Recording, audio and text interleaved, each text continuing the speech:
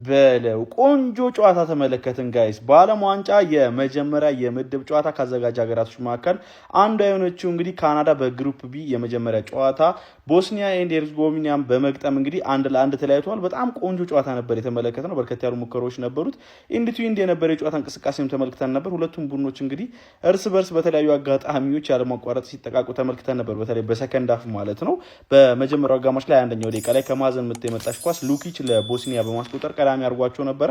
ከዛ በኋላ ውጤቱን ለማስጠበቅ ጥረት ሲያደርጉ ነበረ። ካናዳዎች ግን እጅ አልሰጡም ነበረ። 79ኛው ደቂቃ ላይ እንግዲህ በላሪን አማካኝነት ቆንጆ ጎል አስመልክተውን እንግዲህ 1-1 ጨዋታው ሊጠናቀቅ ችሏል ማለት ነው። ከኳስ ጋር ካናዳ በጣም የተሻለች ነበር። ሲያስገርሙኝ ነበር የነበሩት በጨዋታው ላይ ማለት ነው። ጎል የተቆጠረችበት መንገድ በጣም ቆንጆ ሙቭመንት ነበረ የተመለከትነው። ኤኒዌይ ግን በጣም ጥሩ የሚባል ጨዋታ ነው የተመለከትነው ዛሬ። አዘጋጇ ካናዳ እንግዲህ 1-1 ከቦስኒያ ጋር ተለያይታለች። እናንተ ስለዚህ ጨዋታ ምን ትላላችሁ? ማብራት የለም ግን ቆንጆ መደበሪያ ነበረ። ሀሳባችሁን አጋሩኝ። ፕላስ ምልክቱ መጫ እንዳትረሱ።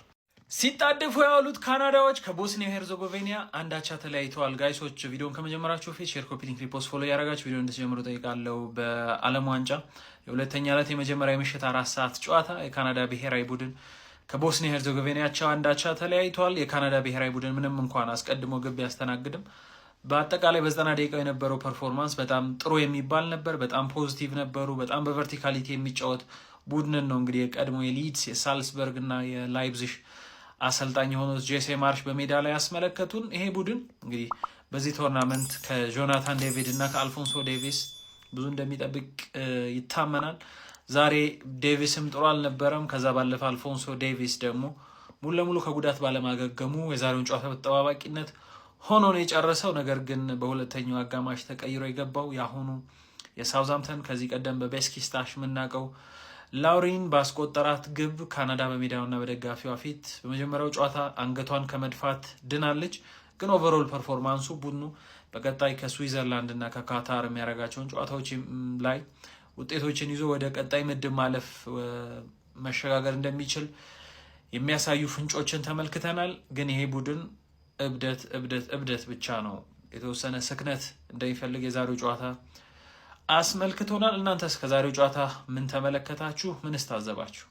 የመጀመሪያ ቻለንጅ የዓለም ዋንጫ የመጀመሪያ 1 ነጥብ ለካናዳ እንደ ሀገር በዓለም ዋንጫ ማለት ነው። እስካሁን 6 ጨዋታ ተጫውታ 6ቱን ተሸንፋ ነበር። አሁን የመጀመሪያ 1 ነጥቧን እድሜ ለካይል ላሪን አስመዝግባለች። በ2 ደቂቃ ውስጥ ነው ግብ ያስቆጠረው። 76ኛው ገባ፣ 78ኛው ላይ ግብ አስቆጠረ። ጄሲ ማርሽ አሪፍ ካናዳ ነው የሰራልን። አሪፍ ቲም ነው። ማሸነፍ እንደው ቢገባቸው ነበርና አቻው ከበቂ በላይ ነውና ጨዋታው አይደብርም ነበረ። መመላለሶች ነበሩ። በጣም በብዙ ሙከራ የታጀበም ባይሆን ግን ኳስ በየ13 ሰከንድ እና በየ14 ሰከንድ አቬሬጅ ይነጣጠቁ ነበርና ሞር ሙቭመንት የነበረው ፍሉድ የሆነ ቲም ነው የተመለከትነው። ካናዳ ጥሩ ቡድን ነው፣ ግን ያው ብዙ ጥሩ ቡድኖች ይችላሉ። በጣም ከበዛ 8 ውስጥ ማለት ትልቁ ስኬቷ። ዓለም ዋንጫ እንግዲህ 3ኛ ጨዋታችን የነበረው ካናዳ ከቦስኒያ 1-1 በሆነ ውጤት ተጠናቋል። ሆስት ካንትሪ ከሆኑት ውስጥ እንግዲህ አንዱ ዶሮ ይታወቃል ካናዳ እና ያሸንፋሉ የሚል ከባድ ጫና ነበረባቸው። እንደሚታወቀው የተሻለ ቲም ነበር ወይ? አይ ቲንክ አይ ቢሊቭ ሶ፣ እንደዛ ማለት እንችላለን። ቦስኒያዎች እንግዲህ ጨዋታውን ሲጀመር በደንብ ተቆጣጥሮት ጎላቸውን ዲዘርቭ ሊሶ ቢያገኙ፣ ከዛ በኋላ ግን ካናዳ ተነሳስተው እንግዲህ በደንብ ሲቀጠቅጡ ሲያስቸግሩ አይተን ነበረ። ጆናታን ዴቪድ እና ኦላሴ ያልተሳካላቸውም ነበረ። ኦላሴ እንግዲህ እንዳያችሁት በላሪን ሲቀይሩት በላሊጋ አጥቂ በሉት ቤዚክሊ ከቀድሞ ሪያል ቫላዶሊድ ነበረ። አሁን ደግሞ ማዮርካ ነበረ። በዚህ ዓመት እንግዲህ በውሰት ሳውዛምፕተን ሄዶ ነበረ። ማዮርካ የሚመለሰው አጥቂው ለካናዳ ካገባ በኋላ 1-1 ተጠናቆ ነበረ። ኮላሲናክ ደግሞ ለቦስኒያ የሚገርም ጨዋታ ነበር ያሳለፈው።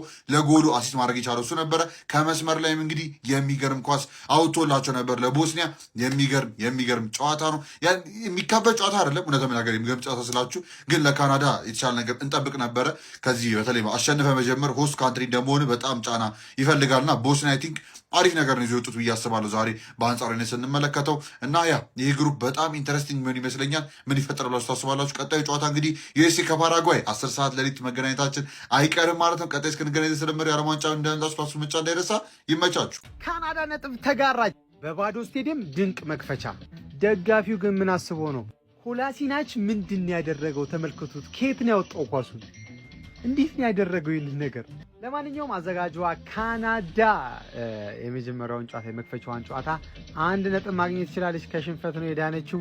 ቦስኒያዎች ጎል በማስቆጠር ረገድ ቀዳሚ ነበሩ፣ ነገር ግን ጨዋታውን ማሸነፍ አልቻሉም። ለማንኛውም የዓለም ዋንጫው ቀጥሏል። 1 አቻ ቦስኒያ ከካናዳ ያደረጉት ጨዋታ 1 አቻ በሆነው ውጤት ተጠናቋል። ካናዳ የተሻለ ነገር ማሳየት ትችላለች፣ ነገር ግን ሶስቱን ወሳኙን 3 ነጥብ ግን ማግኘት አልቻለችም። ምናልባት እኔ ከዚህ ምድብ ምርጥ 3ኛ ይኖረዋል ብዬ ጠብቃለሁ። ይህ ጨዋታ በዚህ መጠናቀቁን ተከትሎ አሁን እንተኛ። ሌሊት 10 ሰዓት መነሳት አለብን።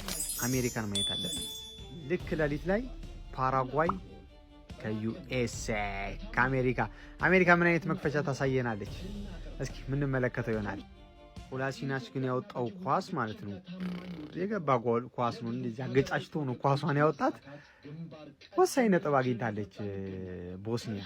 ጣሊያንን የጣለቻት ትዝ አላችሁ? ለማንኛውም ደህና ደሩ። ማሰላም